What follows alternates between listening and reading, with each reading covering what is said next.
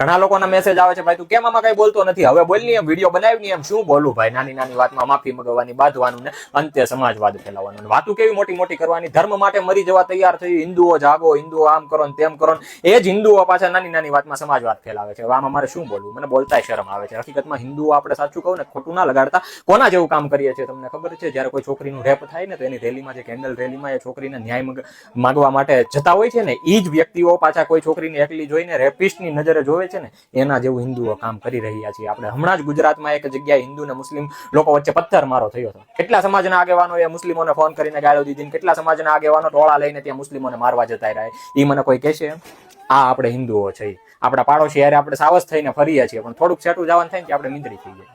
જે વસ્તુ આપણે સમાજવાદ ફેલાવવાનું કરીએ છીએ ને, એ જ વસ્તુ જો ધર્મ સાથે કરતા હોત ને, તો આજે આપણે આ જે ધર્મ આપણી માથે ચડવાની કોશિશ કરે છે ને, એ ના કરતો હોત. અને હિન્દુઓની આવી હરકતના કારણે જ હિન્દુનો એક સમાજ મુસ્લિમ સમાજ ભેગો જોડાય, મુસ્લિમ ધર્મ ભેગો જોડાઈ ગયો છે. અને આજે તે મુસ્લિમ કરતા હિન્દુઓનો વધારે વિરોધ કરે છે. હજુ આના દિવસો રહે ને, તો મુસ્લિમ ભેગા અનેક સમાજ જતા રહેશે. છેલ્લે આપણા પૂર્વજો સાથે જે છલ કપટ આપણા હિન્દુઓએ જ કર્યું ને, એના કારણે જ આપણા પૂર્વજો મરી ગયા ને, એ જ દિવસો આપણે આવશે.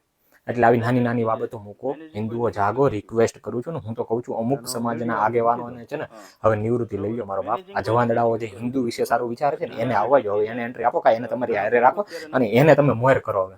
પણ આ બધું મૂકી ગયો ભાઈ, નથી સારું લાગતું. શું નાની નાની વાતમાં યાર, એ કરવું હોય તો કોઈક મુસ્લિમ વ્યક્તિ નાની ભૂલ કરે તો એની પાસે માફી મગાવો ને. એ લોકો તો આપણા ધર્મ વિશે ગમે એવું એલફેલ બોલી જાય છે, આપણે કાંઈ નથી કરતા. અને અહીંયા આપણા સમાજનો વ્યક્તિ કે કોઈ વ્યક્તિ કાંઈ કરે તો આપણે મારવા પૂગી જાય, માફી મગવા પૂગી જાય, તેવડ હોય તો ન્યા કરો ને. હાલો ને, એમાં બધા એક થાય એમ.